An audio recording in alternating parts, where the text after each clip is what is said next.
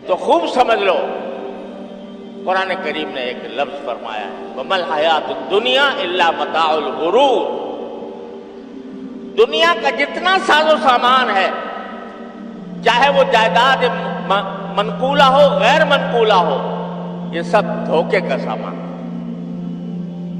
اور تم خود سوچ لو، جب تم بچے تھے، چھوٹے بچے تھے،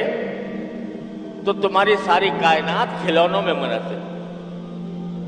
اگر کسی بچے سے اس کا کوئی کھلونا چھین کے لے جائے تو کیا سمجھے گا وہ سمجھے گا میری دنیا لٹ گئی، میری کائنات لٹ گئی، کیونکہ وہ اس کھلونے کو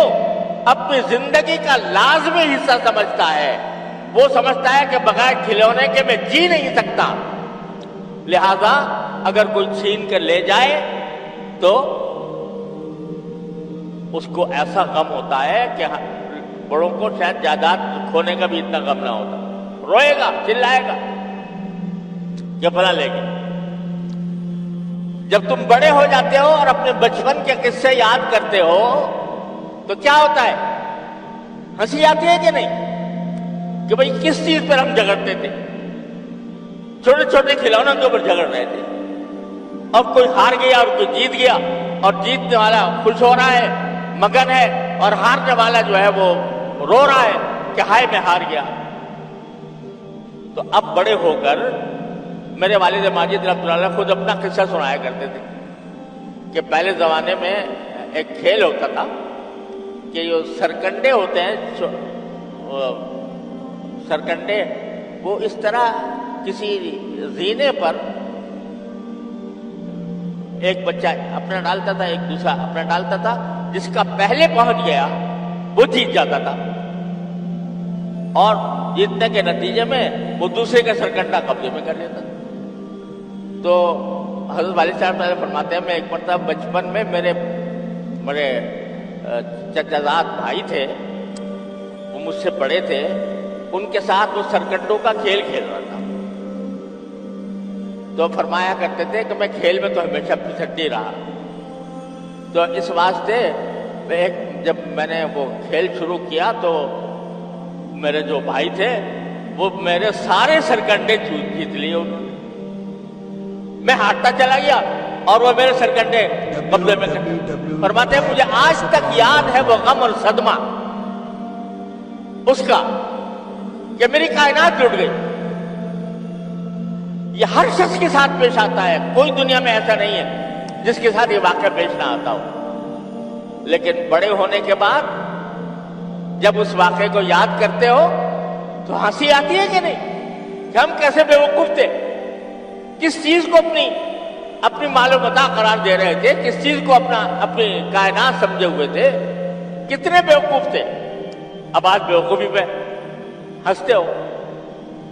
جب بندہ ذرا بڑا ہوتا ہے، جوانی کے ابتدا میں اس کو زیب و زینت کا شوق ہوتا ہے کہ بھئی میرے کپڑے شاندار ہوں، اعلیٰ درجے کے ہوں، فیشن کے مطابق ہوں، اس طریقے سے ٹوٹی ہوئی نہ ہو، میں ایسا چشمہ پہنوں، میں ایسی ٹوپی پہنوں، میں ایسے دیکھنے میں اچھا نظر آؤں۔ جب میری عمر کو پہنچ گئے تو وہ ساری زیب و زینت کا جو شوق تھا وہ فنا ہو گیا، اور اب بچوں کو جب اس میں وقت گزارتے ہوئے دیکھتے ہیں کہ وہ اپنے آپ کو زینت کرنے کے لیے اپنا وقت صرف کر رہے ہیں تو ان کے اوپر ہنسی آتی ہے، اور یہ معلوم ہوتا ہے کہ یہ اپنا وقت فضول ضائع کر رہے ہیں۔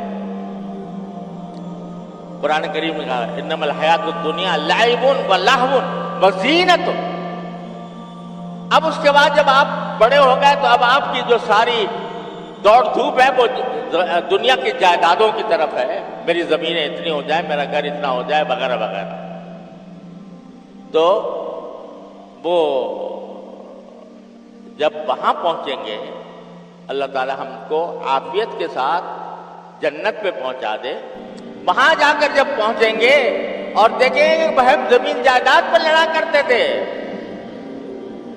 زمین جائیداد پر لڑا کرتے تھے، وہ زمین جائیداد وہاں جا کر بالکل ایسی محسوس ہوگی، بلکہ اس سے بھی زیادہ بے حقیقت، جیسے ایک بچہ کھلونے کو عزیز رکھتا ہے۔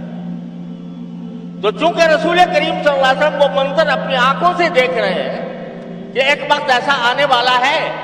جب یہ بندے وہاں پہنچیں گے تو زمین جائیداد، مال دولت، ساری کی ساری چیزوں کو اتنا ہی بے حقیقت سمجھیں گے جیسے اب آپ تم بچوں کے کھلونوں کو بے حقیقت سمجھتے ہو۔